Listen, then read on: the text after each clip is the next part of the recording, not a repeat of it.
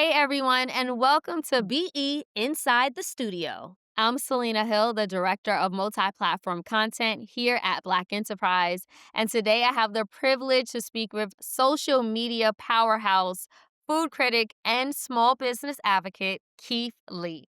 Keith, I'm thank a you yeah, so much for being here today. absolutely. Likewise. Thank you for having me. Absolutely. So, most people know you from your viral food critiques on TikTok, where you have over 17 million followers. But Mm. what began as a humble food review channel has evolved into a national economic engine for small businesses. As a result, your reviews have changed the trajectory of hundreds of small and family owned restaurants. Many of them are Black owned or minority run. So, my question is, when did you first realize your platform wasn't just about food, but was fueling an entire economic ecosystem? So for me, I've been on social media since TikTok specifically since 2020. I didn't start doing food reviews until the end of 2022. And it was like I would say the first one or two where I was like, oh, okay, people are taking this more serious than me just eating food. Even though in my eyes, I still just be eating food and praying and staying with my family. But it has spiraled into something else in other people's eyes. And I feel like it was right after, like I said, December of 2022. So For very sure. quickly, you knew you had something. For sure. Absolutely. So then, like, how did you develop sort of a strategy or a cadence once you knew that this was something, like you said, people were taking very seriously and was something even bigger or beyond what you initially imagined? It was trial and error. I think when it comes to because at first initially we was in Vegas and I was only eating and trying my own food because I was cooking for my wife when she was pregnant, and cooking for myself when I was going to because I've been a professional fighter for 10 years, so I was cooking for myself while I was in between training, and then it spun into me going to like family owned spots that I was already eating at, or family owned spots that were in the same category of food that I was already eating. And then that spun into going to different states. And then once I went to different states, then it was a slow learning curve of understanding the difference of each food culture that we go to or each food scene. Um, the the adaptation of going to places that are actual staples in the community and not only just mom and pop shops. And then the adaptation of going to places that are from different backgrounds and different cultures to really emphasize the entire food scene or captivate the entire food scene in each place. I think it just came from learning and going to different places and having my ear to the people that watch the videos that we make, and being receptive to constructive criticism and kind of evolving naturally through that. Gotcha. So many struggling restaurants have benefited from what is now known as the Keithley effect.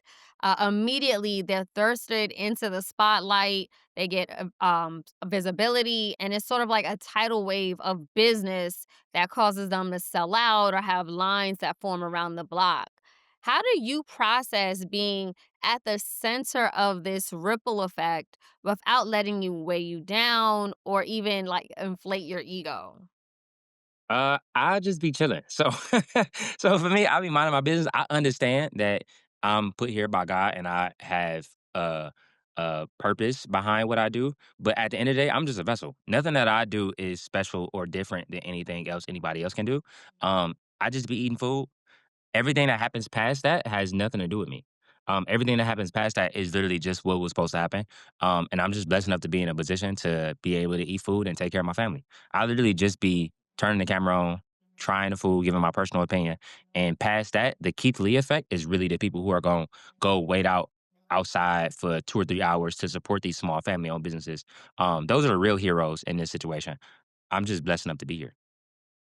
Love that. So sometimes your critiques, particularly the comments you made about the food scene in DC and Atlanta, sometimes they draw negative feedback. What Mm. has been the most surprising or even difficult lesson you learned about this new wave of influence you have in the public perception? Again, I think it's just learning with the curve. When you go to different places and you hear how serious some cities take their food scene or how serious some people take the food culture in general, uh, I think it just again makes you adapt And you can either one, like you said, let it weigh you down, or two, feel like you doing all of the work and let it inflate your ego, or do what I feel like I've always done is just understand what's actually really happening and embrace the role that I've played in it and just adapt with it and mind my business. Whenever even if it come from a negative standpoint, I understand that people one, is the internet, and two, even if people are really upset, I understand that they just take pride in whatever city they from. And I am blessed enough to have a platform that can amplify my opinions. And it can get a little crazy sometimes if we go to a city and you see me say I don't like a certain spot personally, and that's blasted on the news and it's blasted on all the social media, and you keep scrolling and you see people talking about it nonstop, I can see how I can get irritated. So I don't ever take it personal. Especially if again, if it's the food scene and you got pride in you and you take pride in the place that you from, I get it. That don't ever bother me. Right, right. So any of the negative feedback, you don't take it personal, you get it. Has there been anything on the internet that did kind of get under your skin a little bit where you were like, because I know you have responded to certain things, not about the food backlash, but Mhm. about other things that people have said. How do you deal with that?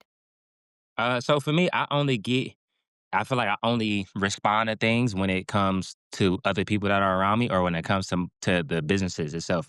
I've only responded to a few things about me personally, but I feel like that's because it starts attacking my family and I start attacking my wife. I understand again, it's the internet. So from that perspective, it don't bother me. But when it becomes a narrative that continuously spun, and I feel like it's something that is like a constant reminder every time I do something that's not related to something else. I think that's the only time I ever respond. But when it comes to small restaurants, I don't like the restaurants being the forefront of negativity. Because a lot of times I see the person behind the food, and I understand that this is the way that people make a living, and it's way serious to them, way more serious than me just eating food, right? So I always say I'm willing to be the bad guy or the enemy or the person that you get attacks to when I go to different cities way more than I am allowing the small restaurants getting the feedback. So if it's ever a situation where the small restaurants are on the forefront of being attacked, that's usually when I speak up. Gotcha. Okay. Um, that makes a lot of sense. And we love how you're always like, minding your business, you're just eating food, but like in reality, you're creating these viral moments, even a dance craze on top of that. How have you been really able to monetize the content that you share on social media? I don't make a lot of money on social media itself. I make all of my money on going with companies who already have a budget set to the side, and we use marketing dollars, and that's how we make majority of the money right now. But monetization for me has never been a main goal. Mm. I go with the flow, and I'm blessed enough to be in a position where I make a very good living for me and my family. But this year, our main focus is now to put a product in place and to do things that we are working on in the current future or working on for the future. And I think that's where the real monetization will come from. But a a it won't be without the mission of keeping a community on the forefront and keeping the small business owners on the forefront. But now I think it's time for us to make a little bit of money ourselves. But right now, I just be eating food. I really don't be getting paid that much off of social media. All my money come from because I don't take any money from small restaurants. I don't take any money from anybody that we work with, other than people who have a marketing budget that's put to the side specifically for marketing. But anytime you see the Keith Lee effect happen, and it's 4 or 5 hour line, or they open 2 or 3 different locations, we don't get paid off all that, off of any of that. My main payment is being blessed enough to be a part of the situation. Amazing. And you've also openly declined lucrative brand deals that don't For sure. align with your values. What's that checklist that you have in your head when you decide whether a brand is truly aligned or just trying to chase your influence? For me, it has to be something that I have a personal connection to or that I've personally used before, especially when it comes to food. It has to be something that I actually eat before I promote it. Or if it's not something I actually eat, I have to be able to try it first and actually like it before I say, hey, I like this food. And my family has to be able to be on the forefront because without my family, I wouldn't be here. And when I say my family, I'm specifically speaking on the people who are always around me, my wife, my sister, and these are the people who, for me, if it wasn't for them, I wouldn't be here. And at the very, very, very bare minimum, my wife has to be included because my wife is my rock. She my dog. So if she not in the thought process, even if it's not on camera. Because a lot of times you might see me on camera, but it's so many moving pieces behind the scenes that make that possible. And if that's not a reality, then you won't see me. Yeah. So my wife not in the thought process, my sister not in the thought process, and the people that I care about the most not able to put they input on what makes the most sense. Yeah, I just respectfully decline and I move on to the next opportunity. That makes sense. And speaking of new opportunities, you talked about products, putting some Mhm. products out into the market. We've also seen you've done the festivals in New York and in LA. So you're definitely, taking more of a business strategy. Like you said, it looks like you're being intentional and just strategizing on how to really, again, monetize the influence and the power of the Keithley effect. Can you talk about some of that? Absolutely. So it's been almost 3 years since, like I said, everything took off. Um, the intentionality behind it for me has been in the works from the very beginning. So the second that things took off, I automatically was thinking about how to monetize it and thinking about how to make the most out of the situation while still being myself. And that's why it's taken 3 years because I value every single person who's willing to spend a single dollar with us, whether that be going to support the small businesses, whether that be going to stand in line for even 10 minutes. I value that and I appreciate that. I'm blessed enough to have people who would jump on a plane to go support a small business. So I don't take that lightly. And when it comes to putting something out, I have been very, very meticulous about it. And they have always been in the forefront of my mind through every decision making process. And I think all of the culmination of that thought process and all the hard work that has been put into it will come to the fruition by end of the year, beginning of next year. Um, and I'm extremely excited for everybody to see what we've been working on. And just know everything that you see coming out at the end of the year or the beginning of next year has been worked on for a very long time and it has been thought about for a very long time. And I'm extremely excited to um, have everybody enjoy it as much as I do. Okay, well, we'll definitely be looking out for that. How do you sort of balance the monetization aspect of it while still remaining so authentic? Like you said, if you don't feel connected to something, a brand, you're not going to move forward. But like you still have to feed your family. So how do you balance that? I was happy when we was living in a two-bedroom, two-bath apartment. We was on food stamps. So I think I keep that on the forefront for me is as long as my family is healthy and as long as we are together and we can go around and eat food together, I'm more than happy. I've never been a person who really want for much. I truly believe everything that is for me is gonna be for me. And I pray a lot. So as long as I keep that on in the front space of my mind, I think that's what helps me balance everything. I think it's very easy when you get into the spaces of notoriety or you get into the spaces where opportunities are presented. It's easy to look at a $10 million check, a $5 million check, and want that, right? But for me, not all money is my money. And I feel like when you start accepting money that's not yours, and you start accepting opportunity that's not yours only because they look good, I feel like they shorten the opportunities that are meant for you. So I only take what I feel like is truly meant for me. And what is meant for me is never gonna be taken away from me. Mm. And I like how you also said that not only but it sounds like you found contentment Mm, in every aspect of your life. You said I believe you just said even on food stamps with, your family, you mm, were still happy and absolutely. right. So our basically is money's not everything. For sure. Yeah, I don't come from a place of you have to have a certain amount. What I truly believe what you do with a little is what you do with a lot. So I don't come from a place that I have to have a certain amount of money or a certain I don't have to have a fancy car or a bunch of jewelry in order to be happy. Um I genuinely believe as long as my family is able to sit in a room and we able to laugh and we all are healthy and we all have food on the table, I'm more than enough happy just to do that. I'm blessed enough for everything else, and I'm thankful for everything else. But at the core of it, as long as we together, I'm cool. Yeah, and I think that's the authenticity and the humility and just that charm is what I think is drawing millions of I people appreciate. to anything that you are creating right now, which is a beautiful thing.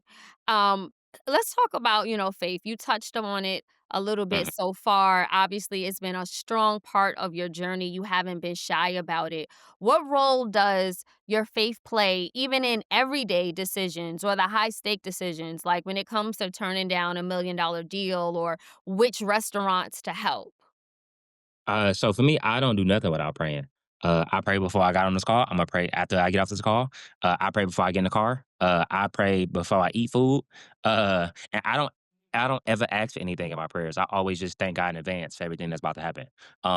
So I truly believe every word that comes out of my mouth is destined and it's supposed to happen and it's supposed to be said.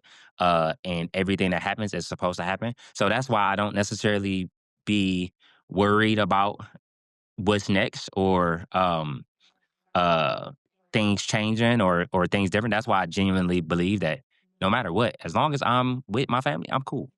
Because again, I pray for these on a daily, and I thank God in advance on a daily. Um, and I didn't expect to be here, and I had no idea that this is what was going to happen. So I have no idea what's going to happen after this, and that's not my worry to know what's going to happen. I just thank Him in advance that it happens.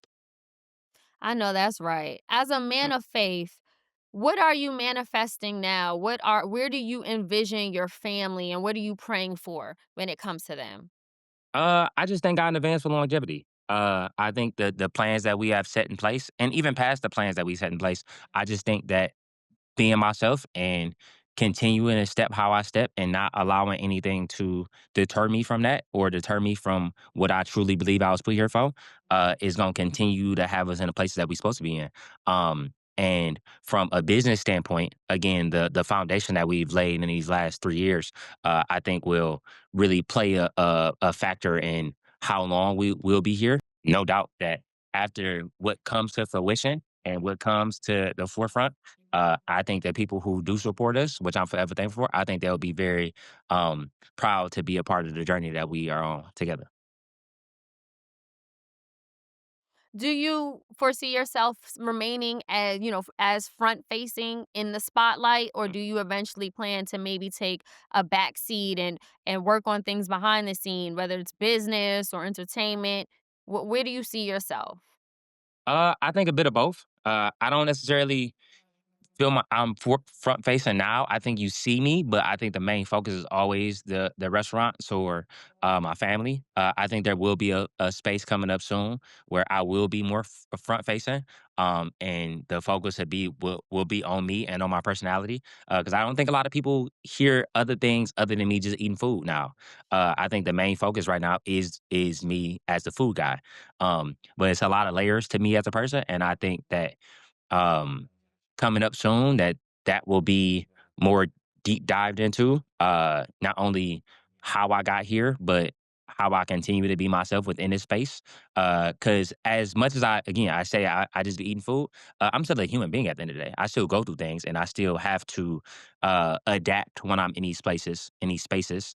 Um, so praying may seem easy and it may seem like I just pray and then that's it. But there's work that goes behind that. And there's work that goes behind praying and staying true to that prayer, even in times of adversity.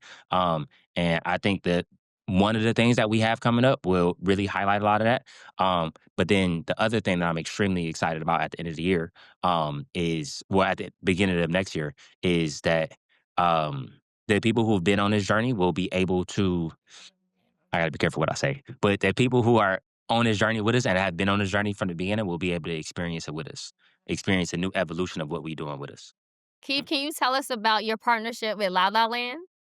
Yeah, so my wife told me to go get a drink at La La Land when I was doing my matcha series, and my matcha series was pretty much me just going around Dallas, Fort Worth area, trying matchas and trying to find what I feel like is my favorite matcha.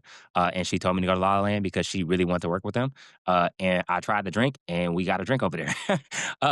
So that's the small premise of it, but at the in the long run, the partnership was amazing. I absolutely love working with them it was probably one of the easiest partnerships that I've had so far from a standpoint of they literally was like, "What drink do you want to make? How do you want to make it? When do you want to put it out?" And then we even did the promotion. They was like, "What you want to do a TikTok for it? Do you want to dance? Do you want to just sit and talk? Do you want to try to drink? Let's make the drink together." And Francois, who is the CEO, he was super hands on. A lot of CEOs be on the calls, but you don't ever really see him when you go on the ground in person. Uh, he was right there the whole time. So I feel like for me, La La Land was one of my favorite partnerships. And the drink did amazing, and I appreciate every last one, every last single person who went out and tried it. I'm forever appreciative. It was one of our first products that we put together with a company. Um, and what happened afterwards is really, I feel like it's going to be a catapult to what's next for us. Okay, can you so you'll be working with them more? Yes, and we also will be branching off and doing other things that's in that same space. Well, that sounds very exciting. Keith, is there anything else that you would like to add or like us to know? Uh, One, I just want to say I'm thankful to be here, and I appreciate your time. Um, My baby boy my baby is on the way. Uh, we are almost, I think we probably a day away from the gender reveal. And I'm in daddy mode right now. So Mm. so as soon as my baby get here and we all healthy and taken care of, and once I get off paternity leave, again, I just can't wait for everybody to be able to see what we've been cooking. Because these last 4 months have really been feet on the ground, really have been us making connections and doing things to set up the next quarter of next year or the first quarter of next year. And once the baby get here, we really gonna be able to put those plans into play. And again, I'm excited. You and Ronnie have 3, right? This is your We 3rd? on our third. Yeah, we on the You're third. on your 3rd. Okay. Uh-huh. And when is your 3rd due? October 1st. Okay. Oh, wow. So you have a lot going on for the rest of 2025. Absolutely. Keith, thank you so much, not only for your time today, but for the purpose and the passion that you inject in everything that you do. And just having, making it meaningful and significant. You're helping so many businesses and people. So continue Uh, doing what you're doing. my dog. Appreciate it. You got it. Thank you. For sure.